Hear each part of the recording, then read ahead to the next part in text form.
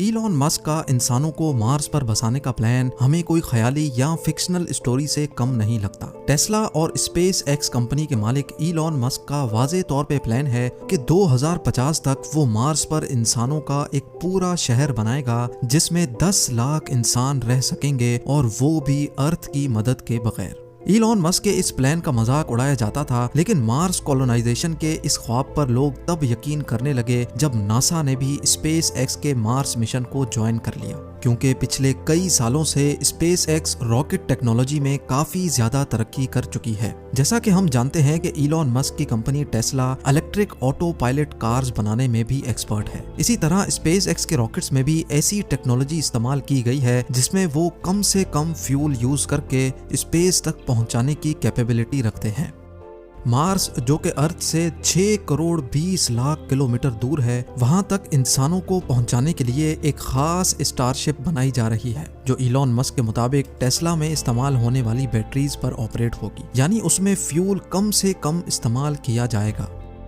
Mars तक तो वो इंसानों को पहुंचा देगा, लेकिन सवाल ये उठता है कि मार्स पर इंसानों की कॉलोनी कैसे मुमकिन होगी। आखिर इलॉन मस्क और नासा इस हरे भरे अर्थ को छोड़कर इंसानों को इस बंजर मार्स की जमीन पर क्यों बसाना चाहते हैं? ना ही वहाँ सांस लेने के लिए ऑक्सीजन है, ना ही खाने पीने का सामान, और ना ही -100 डिग्री सेल्सियस जितनी सर्दी में सर छुपाने की जगह। जब वहाँ इंसान के रहने की कोई बेसिक फैसिलिटी भी मौजूद नहीं है, तो आखिर मार्स पर इंसानों की कॉलोनी बनाना मुमकिन कैसे होगा? ज़ेम टीवी की वीडियोस में एक बार फिर से खुशामदीद। नाजरीन, यही वो सवालात हैं जिनके जवाब आप इस वीडियो में जान सकेंगे। सबसे पहले बात करते हैं कि जब इस अर्थ पर इंसान के रहने की सारी नेचुरल फैसिलिटीज मौजूद हैं, तो फिर इंसानों को मार्स पर भेजने की जरूरत ही क्या है? पिछली कई सदियों से हमारे प्लेनेट अर्थ की हेल्थ के ऊपर जो भी रिसर्च हो रही थी, अफसोस के साथ उन तमाम रिसर्च के रिजल्ट्स नेगेटिव आए हैं। साइंसदानों का कहना है कि जब से इंसान ने फॉसिल फ्यूल्स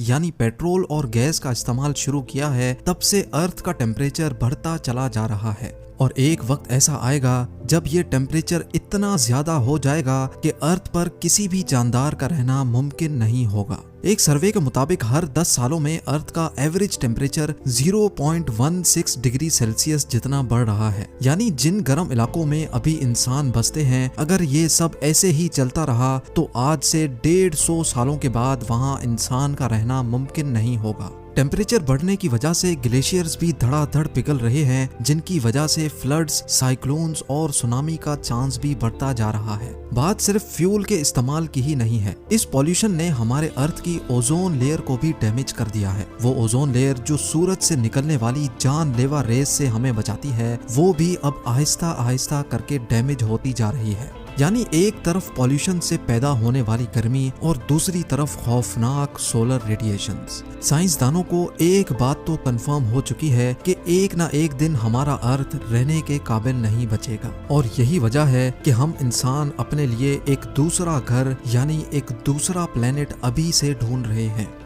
लेकिन सिर्फ मार्स ही क्यों? हमारे सोलर सिस्टम में तो दूसरे भी कई प्लैनेट्स मौजूद हैं, तो फिर आखिर मार्स को ही क्यों चुना जा रहा है? हमारे सोलर सिस्टम में हमारा एक पड़ोसी प्लेनेट वीनस है और दूसरा मार्स। वीनस जो मार्स के मुकाबले में अर्थ से काफी ज्यादा करीब है, लेकिन हम वहां नहीं जा सकते क्योंकि वहां वही सब कुछ है जिससे हम भाग रहे हैं, यानी गर्मी। जी हाँ, वीनस सूरज के गिर चक्कर लगाने वाला दूसरा प्लेनेट है जहाँ गर्मी इतनी शदीद होती है कि लोहे को भी पिघला कर रख दे। दूसरी तरफ हमारा पड़ोसी है मार्स, जो सूरज के गिर चक्कर लगाने वाला चौथा प्लेनेट है। यहाँ वीनस जैसी आग तो नहीं बरसती, पर यहाँ सर्दी अर्थ के आर्कटिक रीजन से भी ज्यादा होती है। सिर्फ कड़ाकेदार सर्दी ही नहीं है जो मार्स पर इंसानों के लिए मुश्किल खड़ी करे, बल्कि ना ही वहाँ ऑक्सीजन है और ना ही पानी, यानी इंसान के जिंदा रहने की बेसिक फैसिलिटीज भी वहां मौजूद नहीं है। ये सारी कंडीशंस जानने के बावजूद भी नासा और इलॉन मस्क के पास आखिर ऐसा क्या प्लान है जिससे वो मार्स पर इंसानों को जिंदा रख सकते हैं?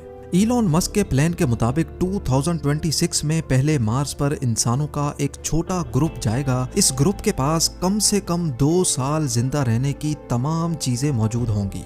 यानी खाना पीना, ऑक्सीजन और प्रेशराइज्ड सूट्स। लेकिन इस ग्रुप के वहां जाने से भी पहले मार्स पर एक प्रोटेक्टिव शेल्टर बनाना बहुत ही जरूरी है, क्योंकि मार्स पर मिट्टी के खौफनाक तूफान इंसानों को नुकसान